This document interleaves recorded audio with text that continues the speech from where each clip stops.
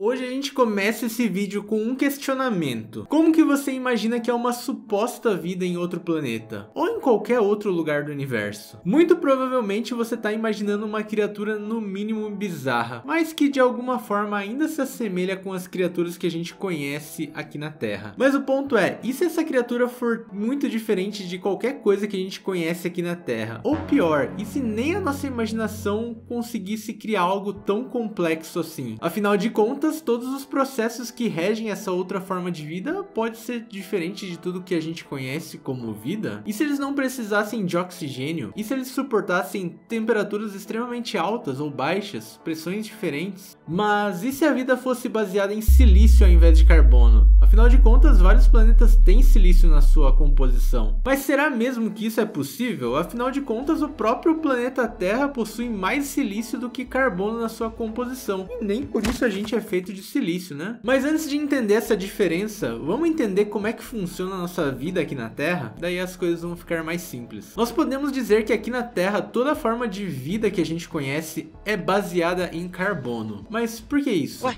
Bom, eu respondo essa pergunta com outro questionamento. Qual é a diferença do pão que a gente come para um pedaço de papel, por exemplo? Na verdade, a diferença entre esses dois é basicamente as ligações de carbono e a presença de outros elementos eventualmente, oxigênio, cálcio, fósforo, nitrogênio, entre outros. O ponto é, uma simples mudança de átomos em qualquer molécula pode alterar muitas propriedades, ou seja, o pão que a gente come é feito de carbono, afinal de contas, nós temos carboidratos no pão, né? Mas o nosso DNA também possui carbono na sua composição, mas a forma como esse carbono se liga com outros átomos é a diferença entre nós e um pedaço de pão. Ou seja, só com o carbono e com alguns elementos básicos a gente pode ter a formação de infinitas moléculas diferentes. E uma curiosidade, apesar do pão ser feito de carbono e o papel também ser feito de carbono, a gente não pode comer o papel. Afinal de contas, nós não temos enzimas que consigam degradar a celulose do papel. E afinal de contas, as enzimas também são feitas de carbono. Que coisa, hein?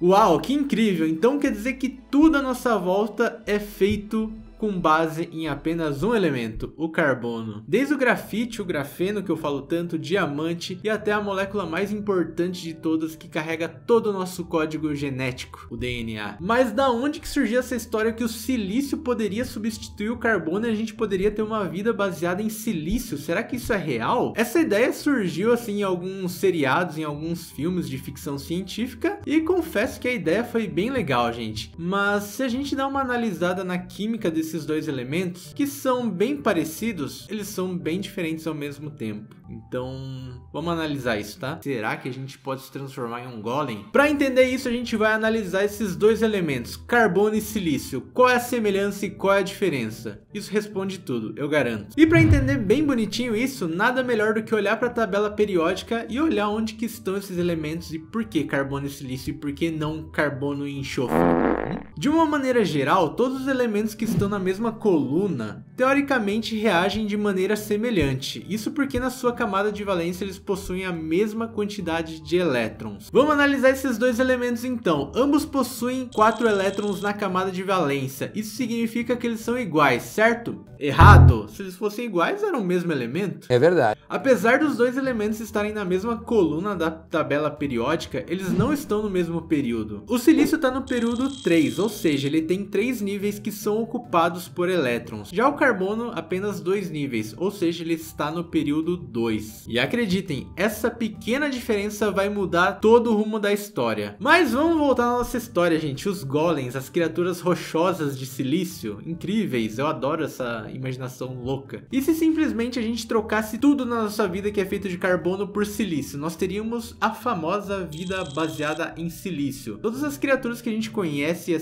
ter um aspecto rochoso, iam ser mais fortes, insanas e defecariam pedras, certo? Errado de novo. E se existisse a mínima possibilidade de criaturas rochosas assim existirem, galera, eu garanto, esses golems ou essas criaturas rochosas seriam extremamente fracas, frágeis, quebradiças.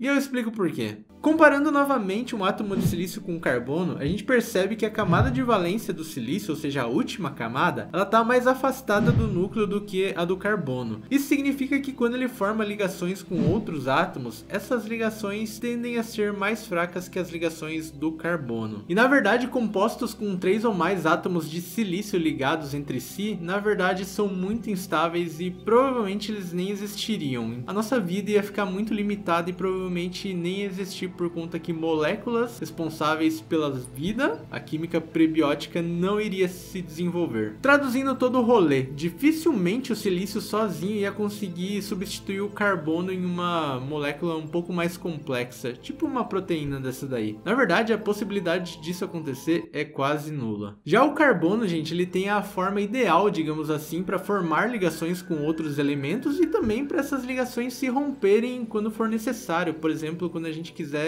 tirar energia de um alimento, por exemplo. Isso significa que, do ponto de vista energético, a energia necessária para trocar esses átomos é similar e é ideal para que existam tantas moléculas complexas na nossa vida e no nosso mundo. Então, na verdade, o golem que a gente estava imaginando, todo fortão e tal, na verdade seria fraquinho e quebradiço, coitado. Isso se ele fosse feito com as mesmas moléculas que o nosso corpo é feito, por exemplo, né? Só que com silício. Portanto, se um dia você vê um golem andando aqui na Terra, não fique com medo, gente. Vai lá e dá um soco nele, porque provavelmente você vai desmontar ele. A não ser que ele seja feito de dióxido de silício, daí você vai quebrar a mão.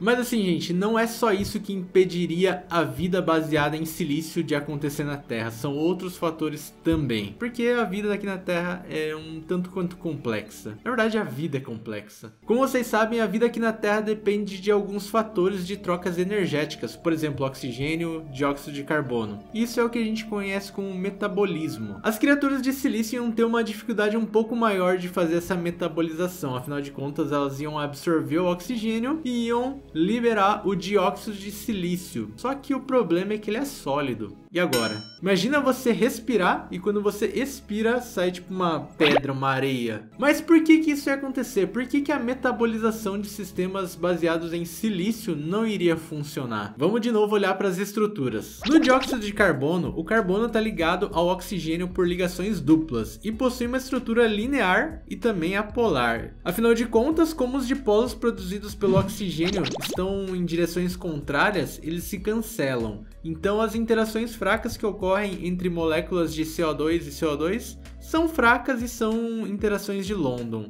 E por isso nós temos um gás. E se você quiser saber um pouco mais sobre forças intermoleculares, assiste esse vídeo aqui que tá top, hein? Lá eu falo por que a lagartixa anda no teto. E nós ainda não. Mas já no caso do dióxido de silício, o que acontece lá? Por que ele é sólido? Primeira coisa, lembra que o silício é bem maior do que o carbono, né? Por ele ter esse tamanho maior, ele não tende a formar ligações duplas com oxigênio, mas sim ligações simples. Então, ele formaria 4 ligações com oxigênio. Mas eu acho então não é um tetraóxido de silício ao invés do dióxido de silício? Afinal de contas tem 4 oxigênios? Acontece que na formação dessa molécula a gente vai ter uma ligação que a gente chama de ligação polimerizada, ou seja, os átomos de oxigênio estarão ligados a outro silício, que estarão ligados a outro oxigênio, que estarão ligados a outro silício e assim por diante. Então a proporção certa nessa estrutura sim é o dióxido de silício, mas o problema, como eu já falei, é que ele é um sólido devido a essa rede que ele forma de ligações. E esse é o grande problema. Sendo assim, com as condições que a gente tem aqui no planeta Terra, é muito improvável que a gente tenha algum organismo vivo que tenha apenas silício e não carbono, digamos assim, na sua estrutura. E se o silício fosse tão competitivo assim, na real já teria aparecido alguma coisa, gente, porque como eu já falei, a composição da crosta terrestre tem muito mais silício do que carbono, então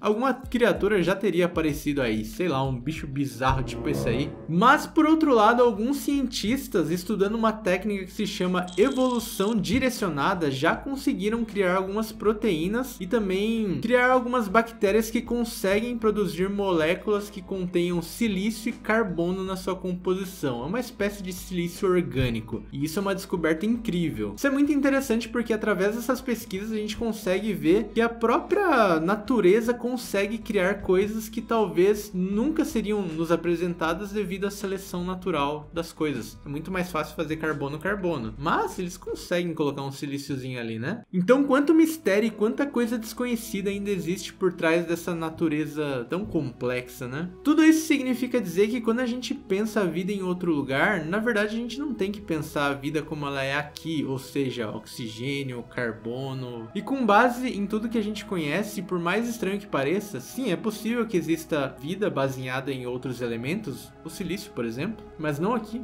em outro lugar do universo. Aqui não dá. E por falar em outro lugar, existe uma lua em Saturno que se chama Titã. Lá o bicho pega, meu amigo. A primeira coisa é, lá não tem água na superfície. Então não tem vida, eu acho. Calma! Lá não tem água, mas tem vários lagos cheios de hidrocarbonetos líquidos, tipo metano, etano, entre outras porcarias lá. Isso significa dizer então que não pode existir vida lá, certo?